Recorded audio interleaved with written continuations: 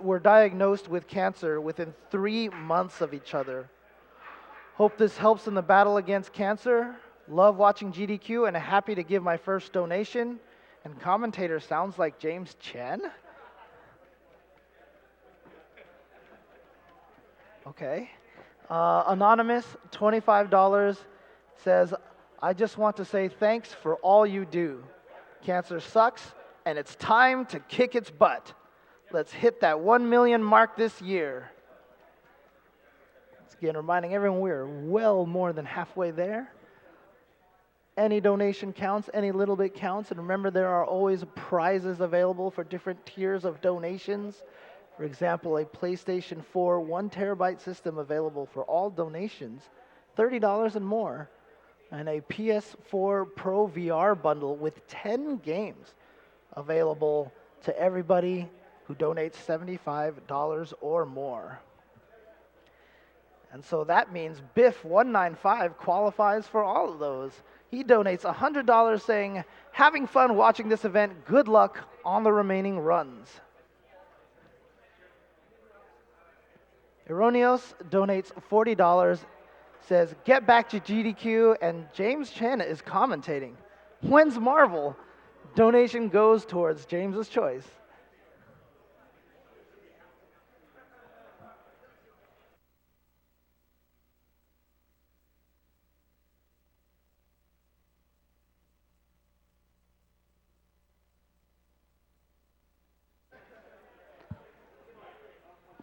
Anonymous donates $100 and says, hello from Canada. We recently found out that my grandma is now cancer-free, and my partner and I really love all of the great work done with GDQs. Much love. Very happy to hear that for you. Very happy for you and your family. JaCrispy donates $50 and says, happy to help where I can. Enjoying the variety and nostalgia. Awesome show from all involved. And again, just a reminder, of course, those prize incentives, it is cumulative, so as long as you donate from the same account multiple times during the course of the week, if you donate over those amounts, you will be qualified for those prizes. And I think we are ready to go with this mystery tournament. Let's see what kind of torture that we are going to put our speedrunners through. Let's take it to the speedrunners.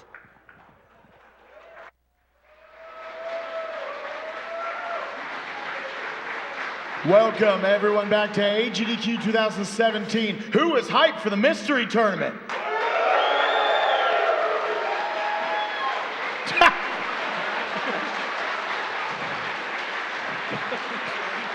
All right, so I know this is a tech issue, but I have to point this out. We apparently had to unplug the controllers because if you guys clapped, it was going to start the video games. I am SpikeVegeta, and I am joined here by Scent, Blechy, and Bony. Guys, we are here. You guys are you have made this. You have created the mystery tournaments. We've had 9 of these sponsored by SRL over the years. We're hitting this one's like 9.5, I guess. Let's not talk too much. Let's get into the game. Yeah, that works. We're all good? Let's do it. All right. Who's ready for mystery tournament? We'll stand up to the front for the runners to get ready.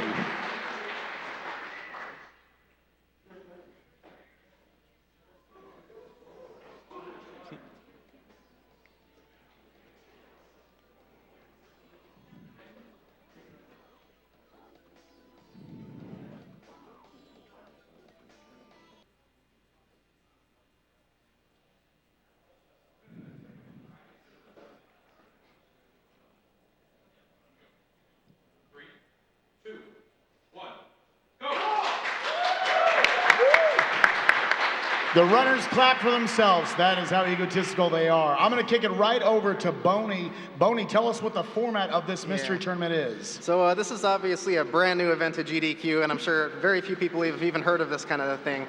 Basically, this is not real speedruns. You know, these people aren't familiar with these games at all. They've never played the game before. Well, most likely. They're certainly not very familiar or practiced with it. So that's pretty much the whole purpose of this event. It's just going to be a blind racing tournament, essentially. And really, I guess the format is we have 4 players. and at the end of each race, the last person to finish will be eliminated. So you need to get in the top 3 to move on. It doesn't matter what place. And you need to get in the top 2 in the 3rd race, and so on. And we'll have 2 players for our last race. Sent, I want to go ahead and kick it over to you. You and Bony, you guys didn't even want to tell Blechy and I. We're sitting here. We didn't even know what games were going to be on screen right now. What is the goal of this game going to be right here, Donkey Kong Jungle Beat? All right, well, I'm glad we didn't tell anyone, Spike, so that way it can still be a mystery I'm so to happy everyone. I didn't know till just now. Your reaction was priceless, I have to say. So this is Donkey Kong Jungle Beat. It's a fun little platformer for the GameCube. The twist is, of course, it's played on a pair of bongos. Right. You don't say. You might have noticed that. So one of the skills, we think that's really integral to mystery tournaments is the ability to adapt to any situation you're thrown into. And really, there's nothing more testing than suddenly being handed a pair of bongos and being told, hey, make Donkey Kong run and jump with these. Figure it out. I absolutely love this as your first choice. I absolutely love this as the first choice by you guys. By the way, we're commentating over that attack. I love this as the first choice from you guys because you guys have done, hundreds, maybe even thousands of mystery tournament games over the years. For sure. Testing out which ones would be a part of the first 9 mystery tournaments, which, by the way, everyone, usually there's like 128 people in those. We've got already close to 200, maybe even over that for the next one coming up. You guys have tested lots of games, but this is something that probably never could have been done in a mystery tournament online. You need everyone with the bongos and everything. Yeah. Was that part of why you chose this game? Yeah, we did want to look for newer consoles, really, and obviously, bongos in particular, we can't really give those to people online to play with. So, yeah, we definitely had to bring something like that to here. This is a once-in-a-lifetime situation for something like this. So it looks like we got both Caerulius and Andy both about tied right now. Andy with a little bit of a lead. Again, they need to be in the top 3. This isn't about winning each of these races. It's about survive and advance, ladies and gentlemen. You want to stay out of that 4th place position. It does look like the Mexican Runner lagging behind just a little bit. A lot of you are probably familiar with the Mexican Runner. Blechy, if you want to talk a little bit about just the Mexican Runner and his history in speedrunning. Sure, absolutely. The Mexican Runner has been such a solid player throughout speedrunning. He's very well known for his Contra runs, his Super Castlevania 4 runs. Maybe it all started with Battletoads. He just sees a challenge and just goes for it. And I mean, really, his ability to pick up on a game quickly is probably his greatest advantage. And now we can finally see him just kind of center stage like this and just see how he does when he's given a set of bongos and is told go. Blechy, a lot of people might not know this, you have actually won 2 mystery tournaments yourself. Right now, when the game is starting out, what's kind of rushing through your mind? Are you trying to keep calm? What's going on? So for sure you got to keep calm, keep an even keel. And it's really just, I mean, like, I would have never had a controller like this in my life, clearly. So it's all about kind of knowing, okay, if I hit these drums as quickly as I can, what happens? When I clap my hands, what happens? How does that change over the course of a level? Will that change between levels? And just all these little things. Do I need to rhythmically hit these bongos? Or do I just need to do it as fast as humanly possible? How do I keep calm just so that I don't immediately exhaust myself with something that's actually physically exerting, like something like this? All these different things come into play here because I still don't know, just from watching this, how exactly this game is controlled. And it isn't until you'd get these bongos in your hands that you'd really know how to play this game for sure. I mean, Sent, you knew what they were about to be handed. They're all sitting there with controllers in their hands, warming up, and then all of a sudden we're putting bongos in their laps. I mean, that had to be a golden moment for you knowing that was coming up. The reaction was priceless. I think it was something like, oh no. So it does look like here, I'm going to assume that is the first boss. That is indeed the first boss down. About halfway through the goal. So again, these are very short goals. You got to pick up on this stuff super fast, guys. Like I said, this is like the modern version of Nick Arcade. Yeah. Absolutely insane. It does look like Andy. I mean, are any of us surprised that he's in first place right now? 3-time defending mystery tournament champion right here. Andy is the favorite to win this, I would say. I know that sounds silly in an environment like this where you have no idea what they're going to be playing. Sure. Wouldn't you think like any single person could just get a game that they're good at or bad at, and it's just going to come down to luck? You'd think that, wouldn't you? But it's really not that simple. There are just so many surprising depths of consistency between some of our really good players in mystery tournaments, and just to kind of illustrate that, You know, you'd think no one would ever make top 8 twice in a row, for example, but Andy, And4h, has joined 5 mystery tournaments, all with over 100 players. He has taken 3rd, 2nd, 1st, and 1st in those tournaments. Let that sink in. And he's going to make top 4 here. Look at this. Yeah, there you go. I'm going to go on record. It's my bet. So here it does look like Andy right now with a little bit of a lead. Caerulius and UsedPizza both very close. Looks like UsedPizza might have actually passed Caerulius for 2nd. It's, you know, once again, it is survive in advance, but if you're one of these runners, you'd rather just win the whole thing. I don't even want to worry about potentially letting one of the other runners catch up. TMR blazing through himself. I'm sorry, but the cam is just so funny. I just love watching him slapping the bongos. Yeah. It looks extremely close between Caerulius and UsedPizza right now, almost tied. And what's great about this mystery game tournament, as opposed to, say, one of the other many great races that we have here at GDQs, obviously everything's rehearsed. You kind of have certain points in different runs where you say, all right, probably not going to catch up until this is the next opportunity. Literally at any point, someone could not understand a mechanic.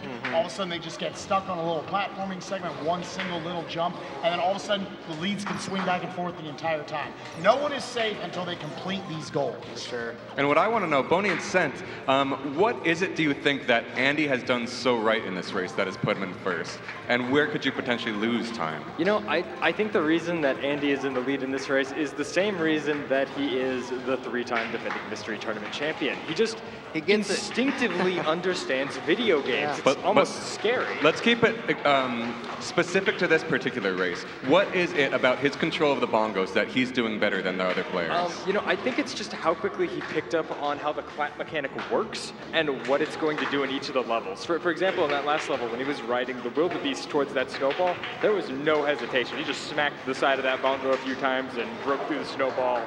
Now we should point out that Caerulius just took the lead. Caerulius taking 1st place. Let's actually remind people, he was actually the number 5 seed coming into this. A lot of people didn't even know if he was going to be here or not. Has never made a mystery tournament top 8. Yeah. Unbelievable performance by him so far. And how about the Mexican runner? Was behind by a solid 30+ seconds there, now in the same section. I don't know if this is the boss or what it qualifies as. Tied with UsedPizza. Tied with UsedPizza. Again, one of these runners will be going home.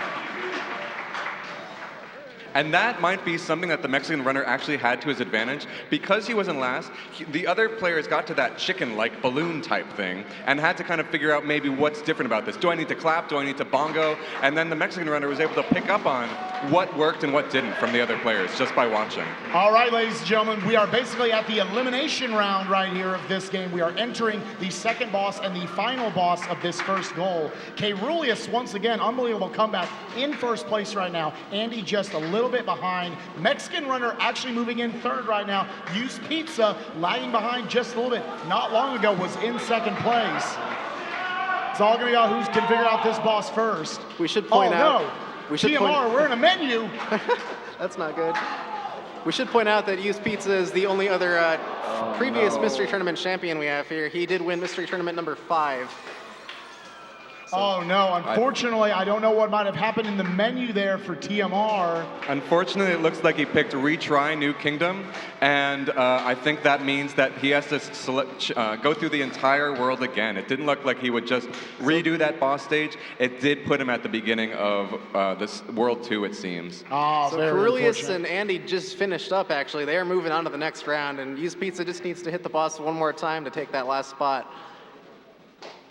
TMR's just got to be so sad about that. He was in 3rd place going into the boss, but UsedPizza is actually just about to finish, and as long as no catastrophes happen, he's got it. And that's it. So with that, we are done with Donkey Kong Jungle Beats. Caerulius, UsedPizza, and And4h will be moving on. TMR put up a valiant effort. You know, it's really something to ask someone to come here and try and understand these crazy controls. And, you know, he looked like he almost had it, but, you know, unfortunately a menuing error sent it back too far. And that is part of it, absolutely, a mystery game format. You got to be careful, not just in the game, but even in the menus. You always got to be careful. Caerulius, did any of you think he was going to take this 1st race? I didn't think he was going to win. I'll tell you that. But we were already I'm prepping glad. up like, all right, let's talk about Caerulius a little bit. He might not be up there. I talked to him. He was very nervous coming into this. I mean, again, we come here with our rehearsed games all the time to GDQs. We roughly know what's going to happen. They have no idea. Yeah. It has to be nerve-wracking. Yeah, no one has any idea. Yeah. So, absolutely awesome job by the runners up there. I mean, is that about what you guys would have expected, kind of their performances overall? Yeah, I mean, I think that race is kind of hard to predict, just given how straightforward the game was. That probably was the easiest game we'll see today, for sure, I would say. But yeah, I don't know. I think the results were hard to predict, just given the nature of the game. But I was expecting a close race, I can tell you that. Sure.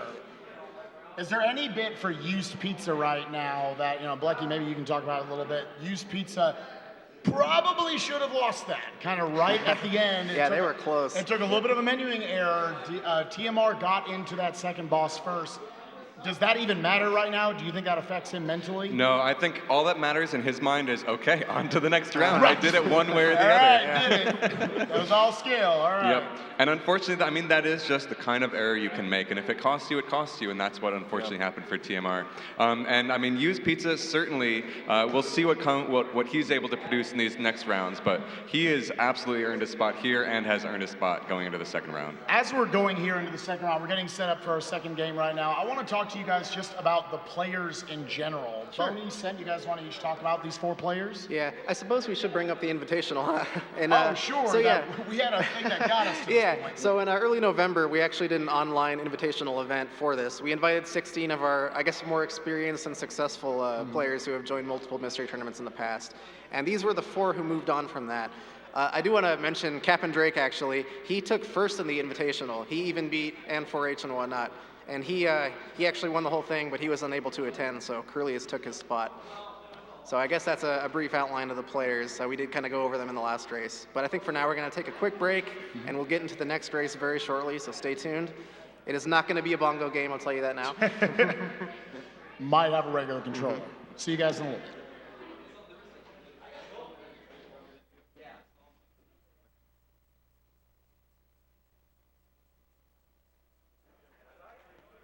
All right, can't wait to see what's coming up next for these guys over here, but let's get through some donations here. Wiley donates $30.01. Says, longtime viewer, this is my second donation. When I heard my boy James on the mic, I knew I had to donate. Let's all kill the cancer together. Anonymous donates $100 to our amazing sister-in-law, Lauren, the most charitable person we know. It's dangerous to go alone, so happy birthday. Murray33 donates $10. Good luck to all my buds in the mystery tournament. Join MTX. I love you, James. I love you too, Murray. Chris Steele says, loving the show. Thanks so much to everyone running. $100 to Undertale Genocide Boss. $30 from Foolish Monkey. As a scientist, I'm really happy to see such a big event that helps people see how they can directly affect the research that happens in labs and how that research can directly come back to affect them and the people they know. Thanks for another great event.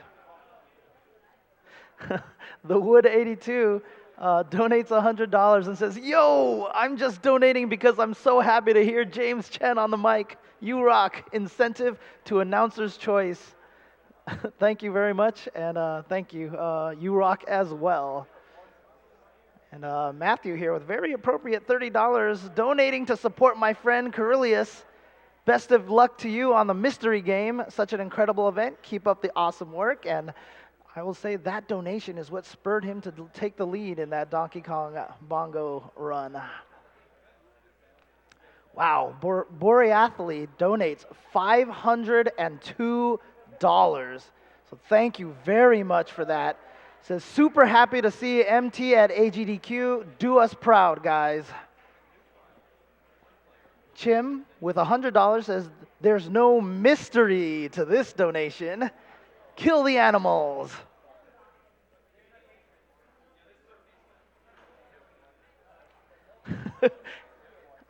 $100 donation from Cammy is Broken. says, Gems Chen, please bless us with puns that only a master such as yourself can do. Also, let's beat cancer, everyone. I will say that if I did miss a fighting game pool because I came to this event, does that mean I've been AGDQ'd from my pools?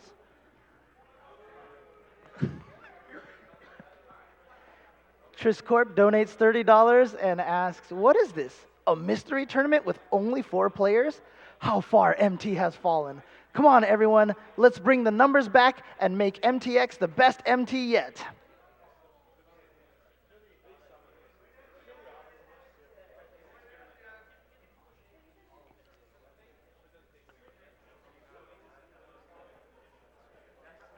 Bond 176 donates $30. Great event, great cause, great hosts, and amazing runners. Have been watching since 2015. Good luck on the remaining runs.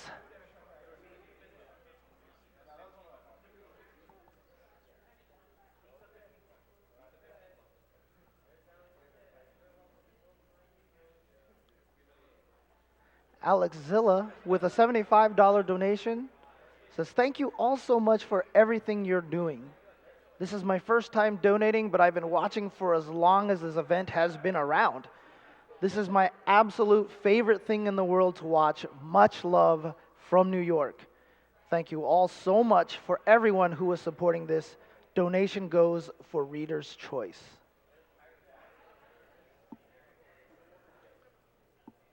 Zombie Lolly donates $200. Animals are the cutest when they are sleeping, so why not put them into their eternal slumber? And remember, more blood for the blood god and less frames for the run god. Dragon Fangs donates $100, says, I was legit confused by hearing James's voice on donations. Thought I'd accidentally opened some fighting game tournament instead of a marathon. Gilded Mischief with $15 says, Pizza Fest, Pizza Fest, Pizza Fest. Phil R215 donates $75 and says, can't wait for the mystery game tournament. Thanks to everyone who donates their time and effort to this, especially those who work behind the scenes. In honor of those lives we hope to save from cancer, save the animals. Ryan Kirby 72 donates $50.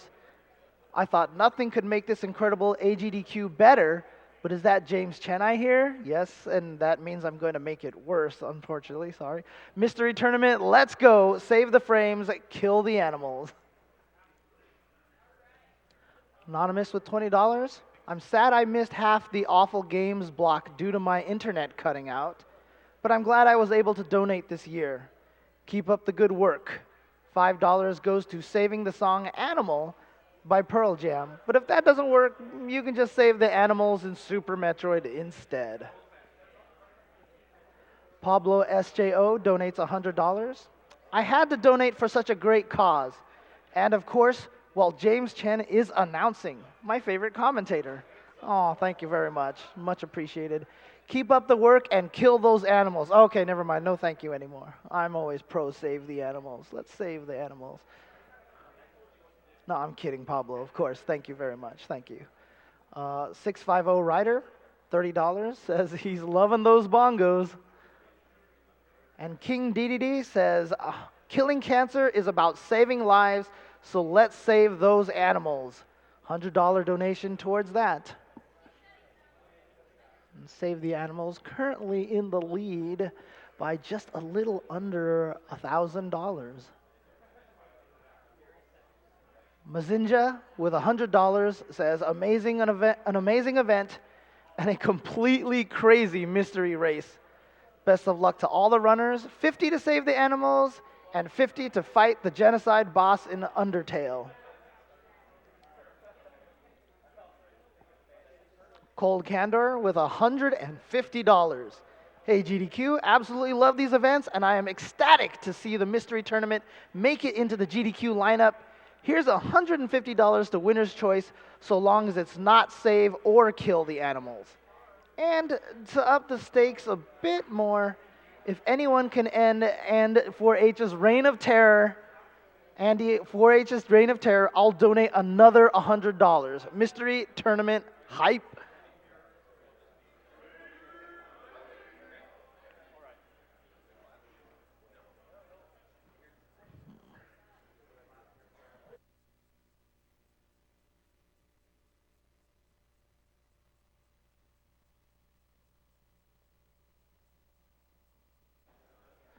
And with that, let's get back to this mystery tournament.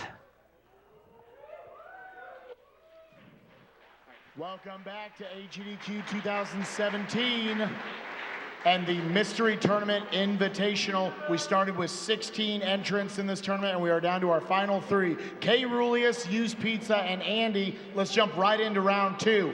I'm going to count you guys down, starting from 5, 4, 3, 2, 1, go! All right, Bony, introduce whatever this is. So yeah, one of the coolest aspects, in my opinion, about mystery tournaments are you're just going to play a lot of really weird, out there, obscure games that you've never heard of. And we kind of wanted to show that aspect of the tournament and just give you something weird that hopefully you've never heard of.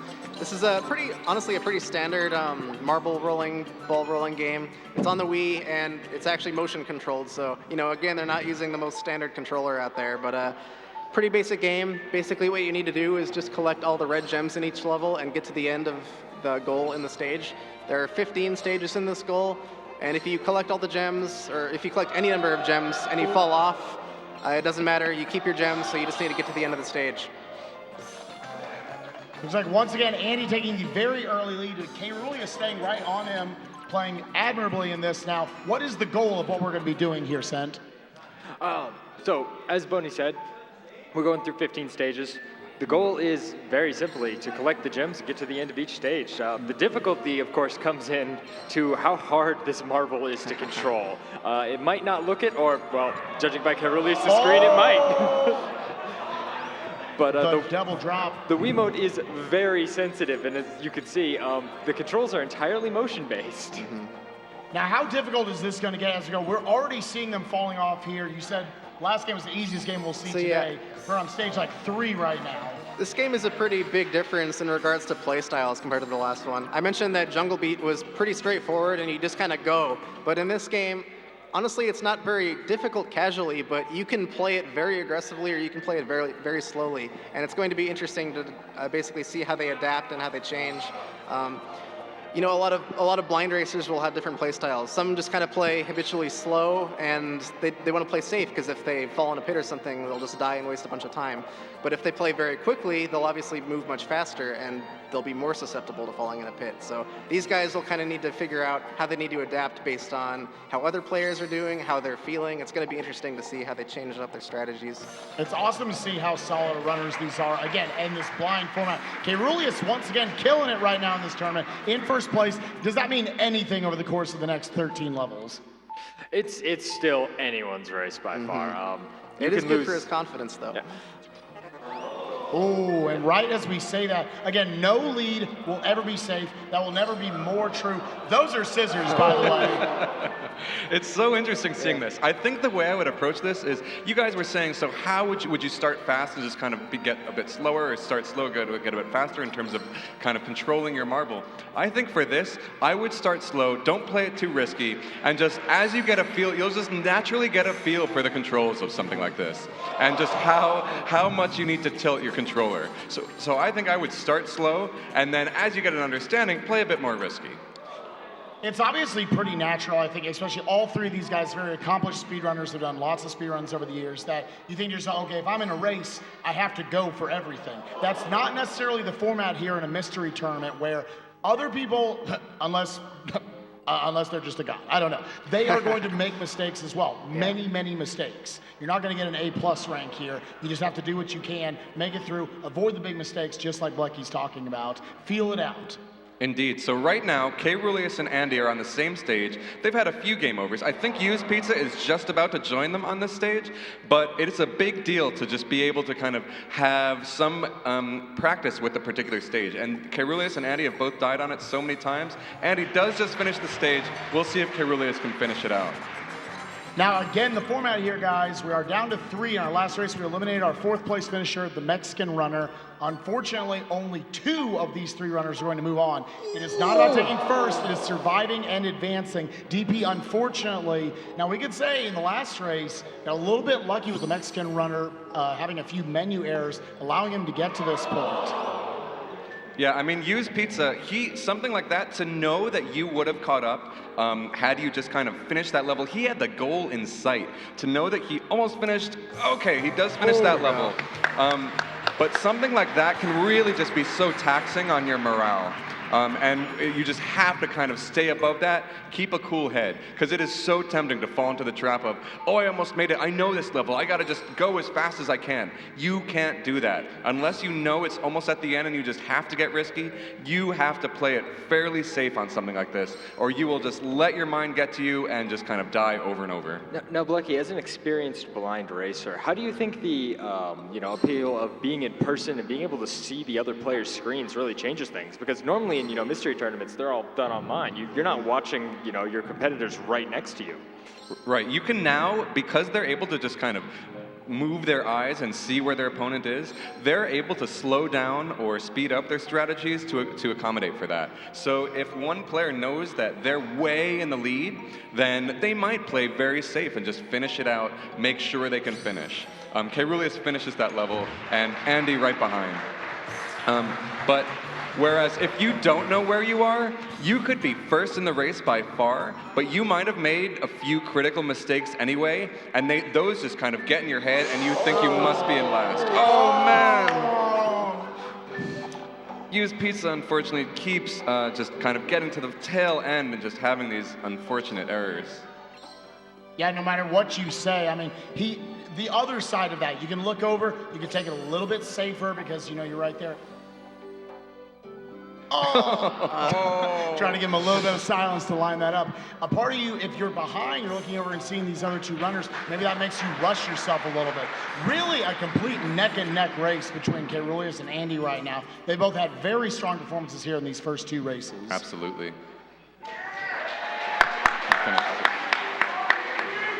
Now remember, because of the format, it does not necessarily matter who comes in first between Caerulius and Andy. It just matters who comes in last. So UsedPizza is at this point. Can you tell us what stage they're on, Center Bony? The 2 who are in the lead are on stage 10, I believe, and I think UsedPizza is on 8. Okay, out of how many again? Out of 15. Out of 15. 15. Yeah, there's still some stuff to so go. there still is some time. UsedPizza at this point probably does need to speed it up a little bit, but that is up to him. It is up to the racer to just decide, kind of, do I play this safe and hope that my opponents mess up, or do I just kind of risk it all? Because again, it might seem like, oh, he's out of this right now. He only needs one of those 2 runners to fall back to him, so he's not as out of it as it might seem right now. Absolutely. We've spoken a little about understanding the controls. We've spoken a little about, judgment of how fast you're going to play. Blechy, what other skills would you say are just vital for, experienced blind players to have in this kind of an event? Well, needless to say, I think that it's quite important to be a versatile player. You could be like the best 2D platformer of your life. You could hold the world record in every 2D platformer known to man. But if you're given a game where you need to tilt a controller to move your marble around, that means nothing. So just something like that. And in fact, one of the best players outside of this race, Captain Drake, one of the best blinders, is known for his weakness in racing games, like actual, say, a Banjo Pilot for the Game Boy Advance, for example. Uniracers as well. You can't yes, forget that Uniracers as well. You have to be versatile, or else you can make it really, really far on your strengths overall, and then just get a bad pick, and you just have no chance because it's your weakness. Now we're coming up here. It looks like, again, we have a very close race between first and second. Caerulius taking a death right there. Now we say it doesn't really matter who takes first place, but if you're one of these runners, does it matter a little bit just mentally knowing, okay, if I'm Andy, I can't let Caerulius take the first 2, right? kind of automatically sets you up and you feel like, and maybe it's round by round. What do you think, Blechy? Truthfully, that is right. If you just know that you're doing so well, I do feel like that gives you a bit of momentum going into the last race. So yeah, in terms of morale, coming in second place or just destroying and taking first place does matter. Just and keeping that morale and keeping your spirits high and thinking, you know what, I'm the bomb, I got this. Now, what is it? We're seeing Andy, kind of right there neck and neck with Caerulius there for a while, pulling a little bit ahead right now. What is it that makes Andy so good? I'll kick it over to you, Bony, for that. That's so hard to answer.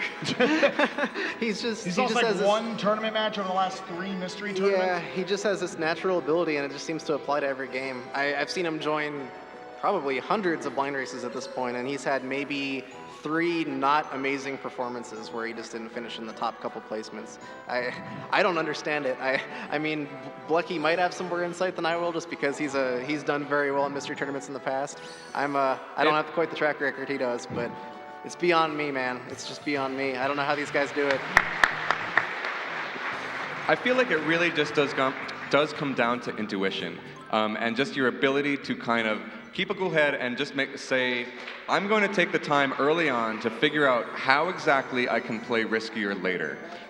If you're able to figure that out sooner than the other players, then even if they immediately kind of take the lead, to know the game's fundamentals so well, that can make a huge difference, and that is something Andy does. And when approached... Oh my gosh.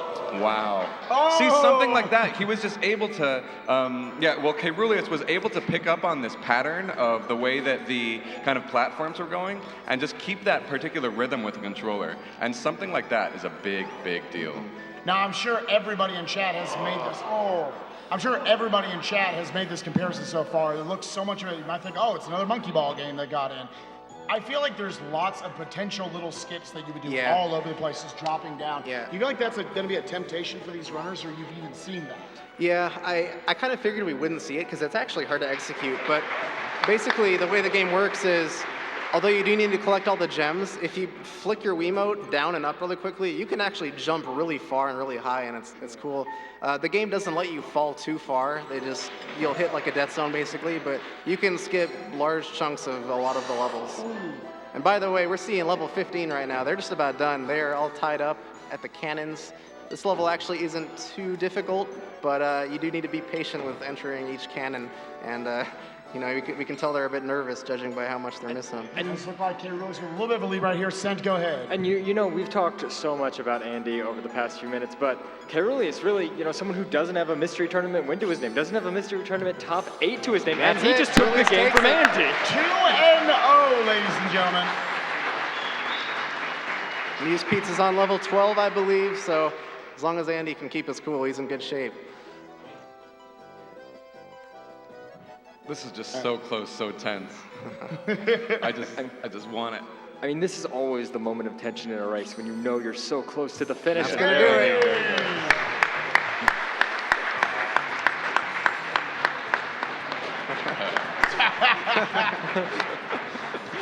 DP has had his motion controls for the year. Big round of applause for UsedPizza and his performance. Can we get a Waluigi wah for UsedPizza? Wow! Thank you. You know he loves that. Oh yeah. Just to note, UsedPizza, this is not it for him in AGDQ. Will be a part of the 4-way Kirby Superstar race, so get excited for that.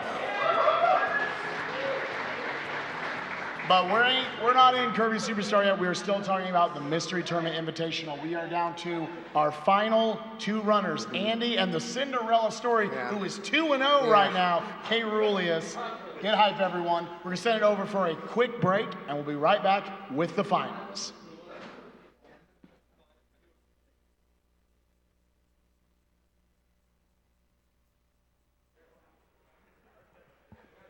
All right, everybody, let's get back to some of these donations here.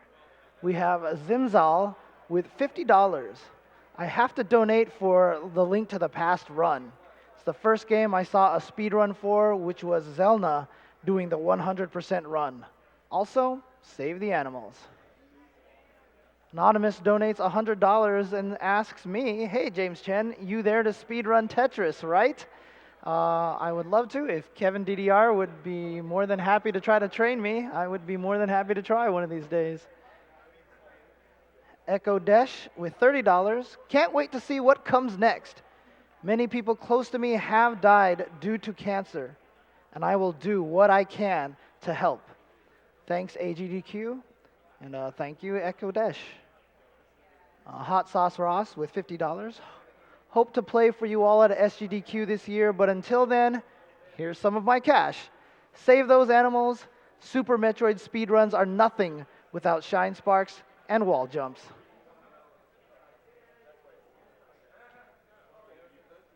$20 coming from Nick the Butler says, awesome event for a great cause. Amazing to see the massive variety of games that can be run.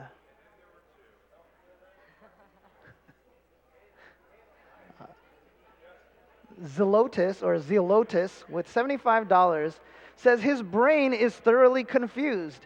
Is this Evo or GDQ? Whatever the case, things sure go fast. P.S. Save those animals. Santini donates $10 and says, here's $10 for used pizza's choice. Do it for the pizza box. Red Mage 3555 with $30. I've never heard of these mystery tournaments before, but they sound amazing. I've got to get in on some of these. This donation is going to have a bad time, and I'm thinking Arby's.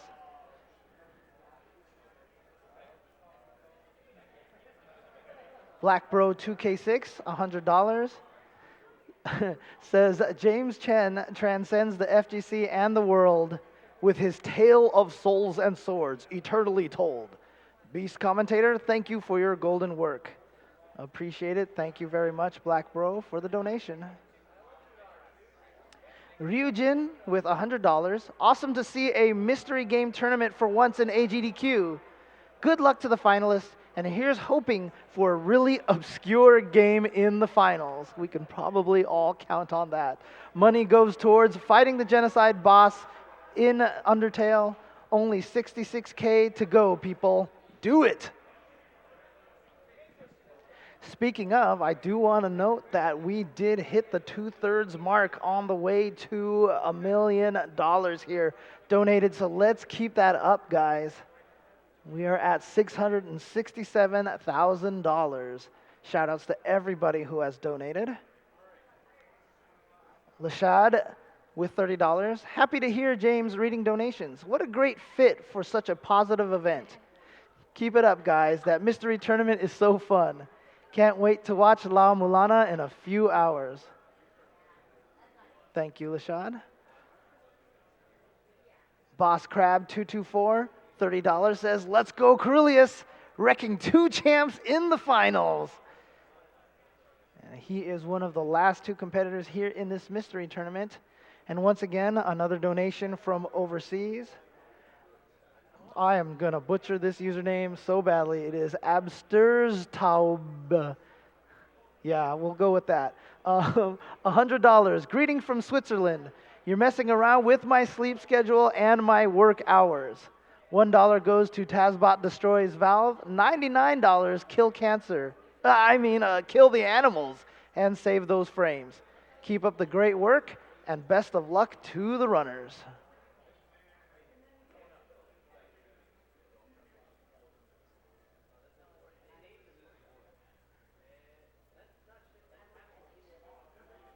And Anonymous donates $100 and asks, will the Undertale run contain spoilers? Probably, yeah.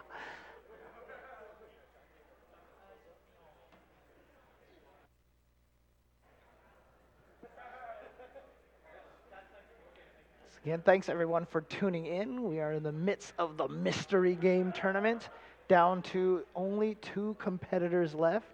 But also a reminder that if you donate a total during the course of the entire week, so you can donate in multiple chunks, you qualify yourself for various prizes. There is an AGDQ banner, awfully familiar, for $50, a total of $50 or more. You will be entered in to win that prize. For only $30, you are entered in to win the PlayStation 4 1 terabyte system. And for $75, you can get the PS4 Pro VR bundle with 10 games. I think I need to enter that. I have not actually ever tried any VR stuff ever. So that would be interesting to try. That would be interesting to get and try. And once again, it looks like Save the Animals pulling ahead just by a little bit here. Almost up to $900 ahead of Kill the Animals. The way I just see it, you know, saving the animals is like part of the goal of the game, right? So, you know, just keep it in mind as like one of the things that you have to do to beat the game, you know, and then you're not losing any frames. It's a way to look at it. It's a way to look at it.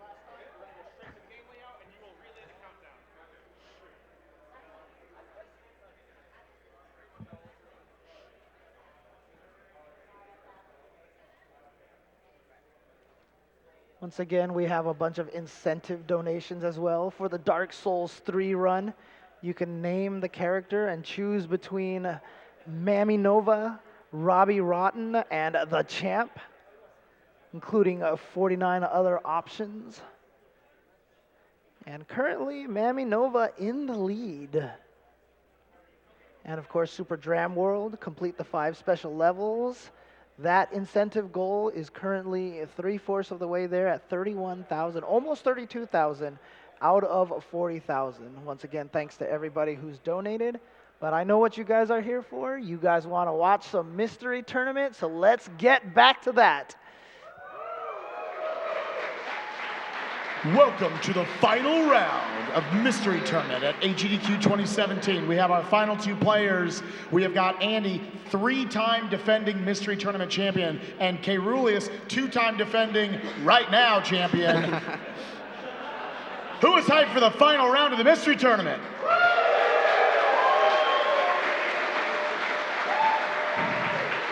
$16 have entered, 2 remain, 1 will survive. Let's get started, guys, with a countdown from 5, 4, 3, 2, 1, go! All right, Bony. What are we looking at right here? So, a play on a classic. I think we finally saw the debut of this franchise, Adventure Island, at this GDQ. We got 2 games in it, and here is the 3rd. This is the most recent entry that, for some reason, very few people even know about. It is called Adventure Island: The Beginning, and it is a WiiWare title. Pretty standard platformer, honestly. This kind of echoes what you would most often see in a normal mystery tournament online. And, you know, it's pretty standard, just a 2D platformer. You're holding right, you're jumping, that kind of stuff. It does get a bit challenging, but, I mean, who knows? These guys are amazing at games, so they might just kill it. We're going to have to see. The goal is to beat World 2, which is 2-4. They're going to play all stages up to that point. The end of each world has a boss. If you game over, it doesn't really matter. However, if you game over on a boss, you start the final stage of the world over. I will tell you one thing. I don't know if this is going to change, but we have some distinct strategies here. It looks like Andy is just racing along and going as fast as he can until there's something that he knows he can't pass and then kind of waits it out. Whereas Caerulius is just kind of like running at a pretty constant speed and just smashing into things and then replenishing his health if he needs to. Yeah. So Caerulius is playing a bit more kind of brute forcing it. We'll see if this keeps up. It's all about adjusting your strategy. And right off the bat, you're noticing each of them are noticing these little things. You look at the UI, both of their health refilled going into 1-2, so you can elect for more damage boosts. Yeah. It does look like potentially almost some Super Castlevania 4 style boosts, maybe boosting you just a little bit forward. Do you think we could see more of that as we go through the levels? Yeah, possibly. A lot of them will be unintentional, and it'll either end up killing them or helping them, and, you know, we'll see more of that later on. But oh, so yeah, this game does have eggplants.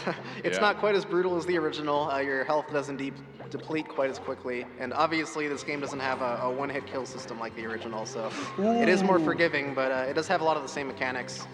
You know, you refill your health bar with food. If it hits 0, then you're dead.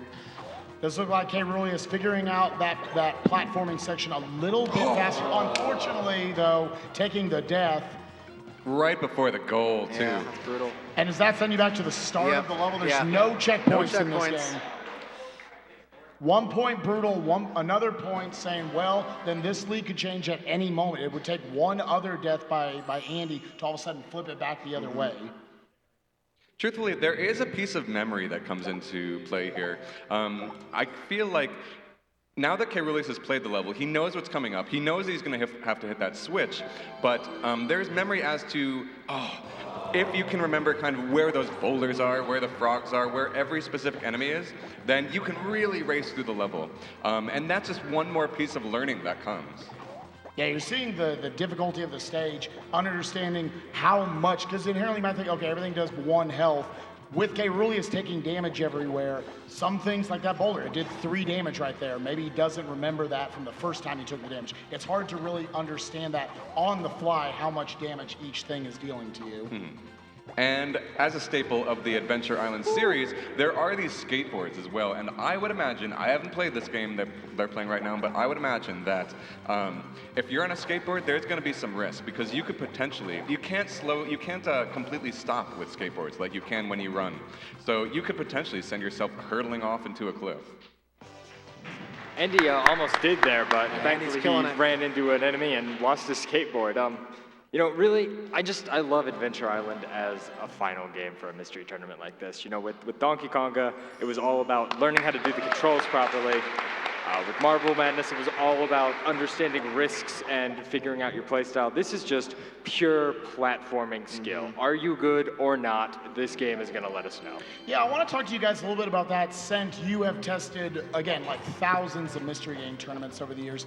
What do you look for when you're qualifying something as a game you want to use in mystery tournament? Ooh. Those are good. Oh! So there's the first death. Kay's going to need at least 1 more of those to reasonably catch up right now. Yep, Andy is 1 full level behind, but he did just have that nasty death. So, I mean, this game is going to be quite a bit longer, the goal for this game, than our previous ones. So there is all the time in the world for Caerulius to catch up. It does look like Caerulius switching up his strategy just a little bit, taking a little bit less damage, and you would go in. It's inherently easy, I would think, going into World 1, thinking, okay, this is probably safe to just run through. Nothing's going to deal a ton of damage. And as we saw, Boulder's dealing 3 damage right there, causing this deficit as we can see it. But yeah, Sent, going back to what we were talking about earlier, what is it that you look for in a mystery game? Well, there are a couple of different criteria. One, you know, just the ability to actually go fast and make meaningful decisions without there being too many meaningful ones. They are now on the same level, ladies and gentlemen. Yeah, you know, you never want to see a game with too many branching paths, you know, too many options where the runners can just lose because I went up instead of down. And you know, you just want games that are moderately difficult and really, you know, test the skill sets we've been talking about, understanding the controls, being able to make relevant, important decisions, and just, you know, pure skill at gaming. Now, it does look like here, once again, the goal is beat World 2. It looks like we got 4 levels and a boss, I'm assuming, to each world. Yep. Yeah, Andy has made his way to the first boss, and this guy takes quite a few hits. He has 2 phases, and he'll take like a dozen hits in each one. He also doesn't have a very good hitbox. You need to hit him on that little stem on his head. However, Andy is nailing his shots. This is insane accuracy, actually. I've never seen this before. Wow, that was a fast cycle. Wow.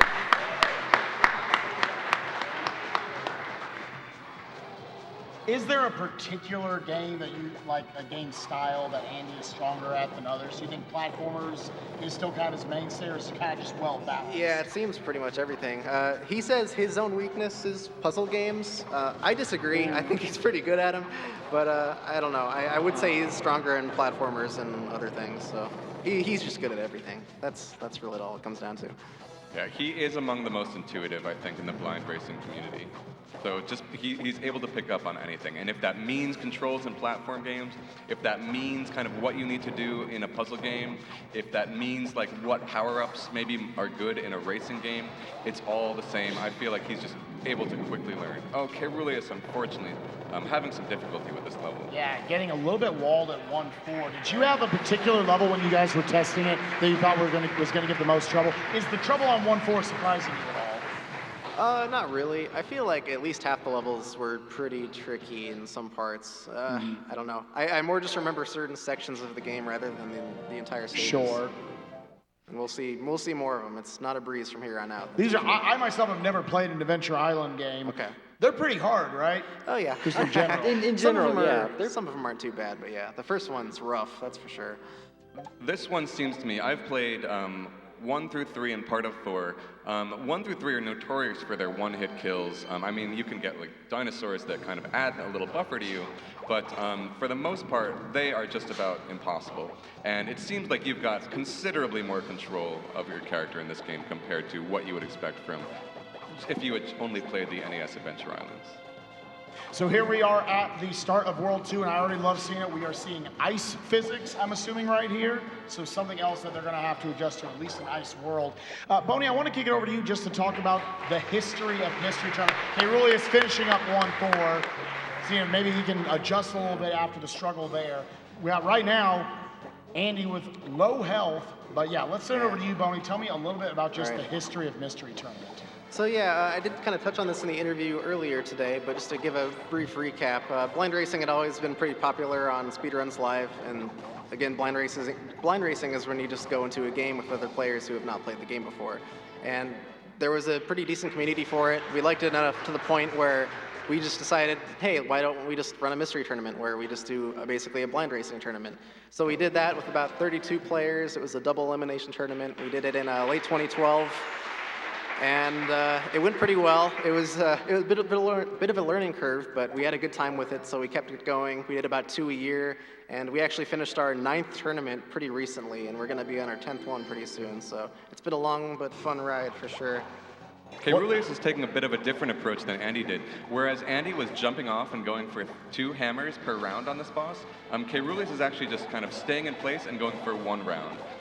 It does look like it's a bit faster, although he's unfortunately not quite making the shots a lot of the time. I just want to point out, if Caerulius dies here, he's starting the entire stage over, so he's in a bit of a situation. Going back to the start of 1-4? 1-4, yeah, and that's going to be a big setback. Oh, okay. But seems like he'll be okay. Their accuracy, there we go. There we got it. All right. We got a race. Again, no checkpoints in the level, so any mess up on Andy's part, falling in a pit, taking a little bit too much damage, getting overly poisoned, and then Caerulius will be right back into this. Oh! And there you go. Right before the goal, too.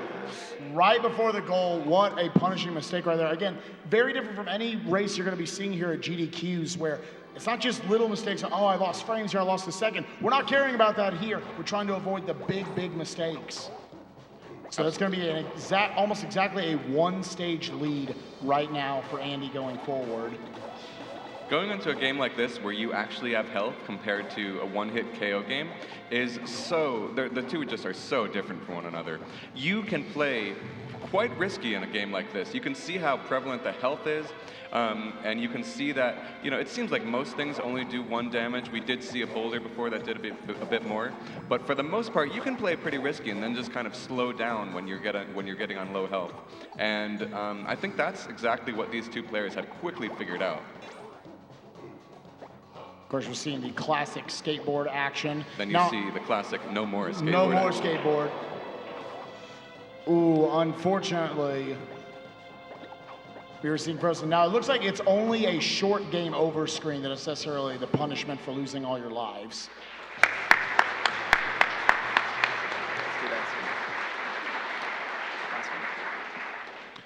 And let's also, Bony, let's talk about, again, we've had 9 mystery tournaments. It is time for a little thing called MTX coming up. Yep, yeah, that's what we're calling it. So should talk about that a little bit. Big number 10's coming up, and it's coming up in February. It's coming up fast.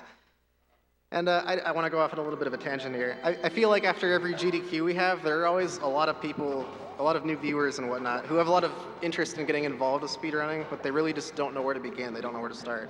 It seems like a lot of people kind of feel deterred from the idea because they're just under the impression that they need to compete for the best time. And, if someone wants to learn 120 star and they see the whatever, I don't even know what it's down to now, 142 time or whatever, they're like, okay, I'm never going to do that. Well, what's the point? And it's really not true. I mean, you set your own goals. If you want to get a 4-hour time, there you go. Why not? But I guess besides the point, the cool thing to me about mystery tournaments is that those misconceptions that people have, they don't really apply to the setting at all. Mystery tournaments are obviously... That's unfortunate.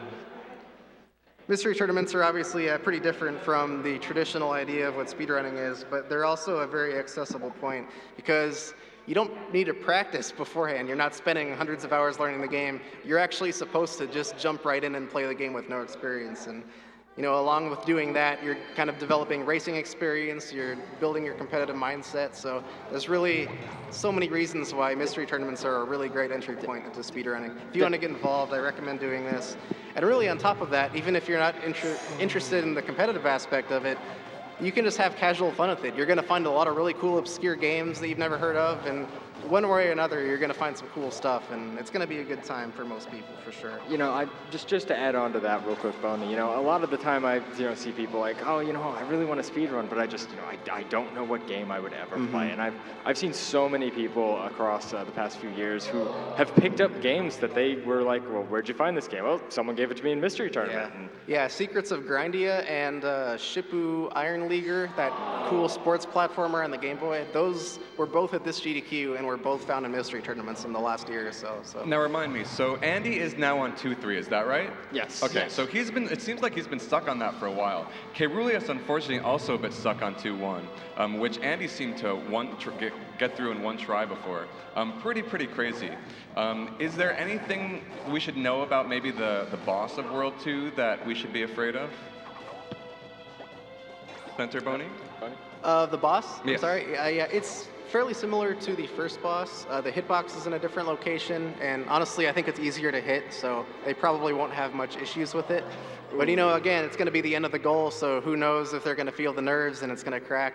They'll need to go into some extra lives just to be safe. Of So course, we'll it have to is see. worth reiterating that if you do die to the boss, your game over sends you back all the way to the start exactly. of 2-4. And that's never good. There's something we haven't talked about that is a blind race staple. We haven't seen it too much here, although I wonder if Andy will consider it when he gets into 2-4, is intentional deaths and intentional game overs. That's true. Yeah, there's so much depth to blind racing. It's so surprising. I know that's one of the main strategies Caerulius has told me, because I said, how do you become a good blind gamer? Understanding when to take strategical game overs. There we go.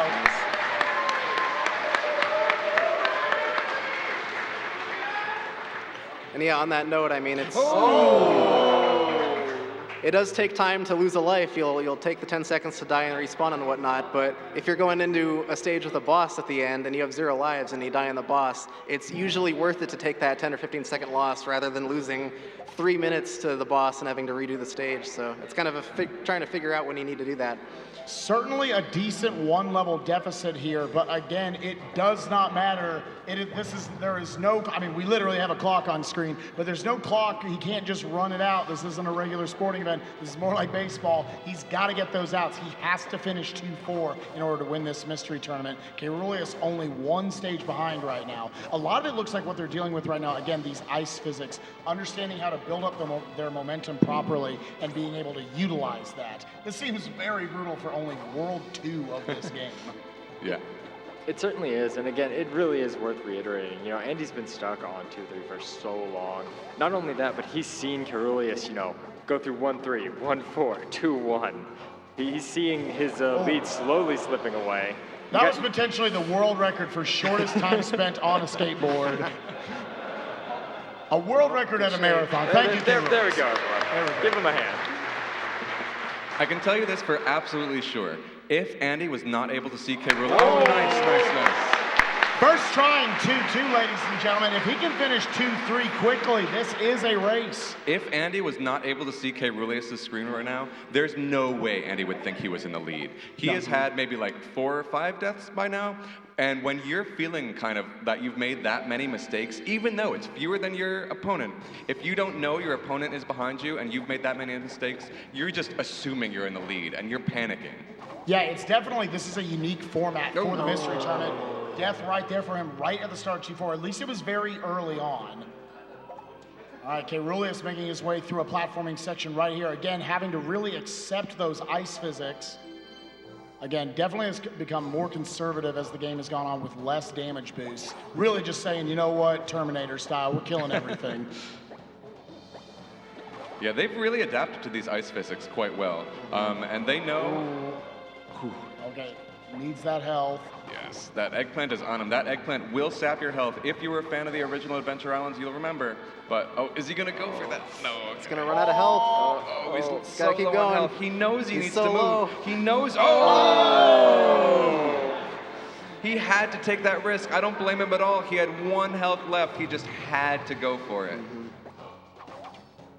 Andy quite far into stage 2-4 right now. Those snowballs seem quite helpful to just clear things out of your way.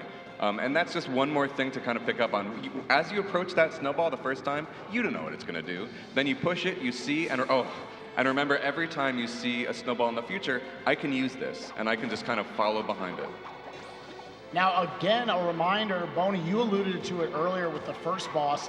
Even if he's able to clear this, got the clutch full health right there. Again, 1 drop in a pit, and it changes everything. He is, there it is.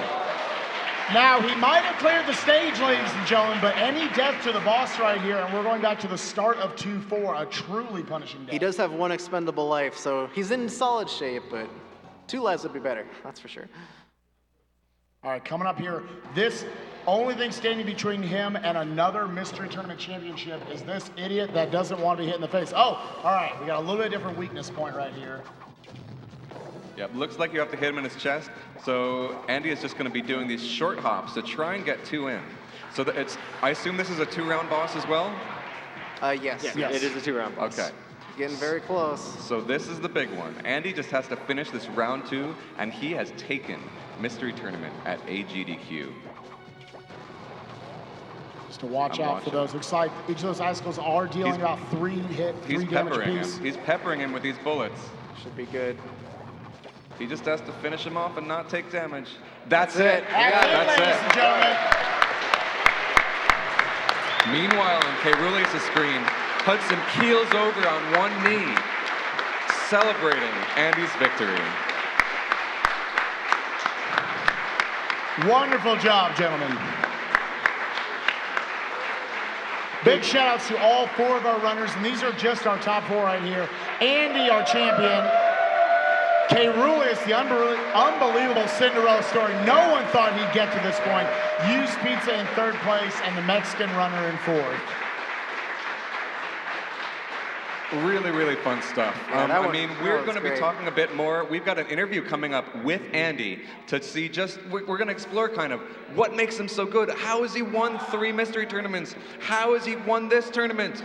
What does it do? How do, Andy? Who would do? Who would do? Thank you, everyone, so much for watching. Blechy, I believe you're going to be leading that interview yourself. Yes, I will be. Coming up very shortly. We're going to grab Andy now. Bony, is there anything else you guys wanted to say about this tournament? Yeah, one more comment. If you liked what you saw and you're interested in joining an online mystery tournament, do it. You can find the information very easily. I'll tell you that. Just Google mystery tournament. You'll find it no problem. And we're not letting you anywhere because I'm going to be asking you about how to join. That's okay. I'm going to be asking you to join too. Thank you guys. So I just want to point out, Mr. Blechy over here has joined 4 mystery tournaments. Hey, you can't hide from the truth. Two of them took 2nd in the other 2, and he has not joined Mystery Tournament X yet. I'm just saying. I just got to throw that out there. Thank you guys so much for having us. Can we get one more round of applause for all 4 of our awesome runners for Mystery Tournament? We're going to throw it back up to the front, but stay tuned because we'll be back here shortly with an interview with Andy, the winner of Mystery Tournament GDQ.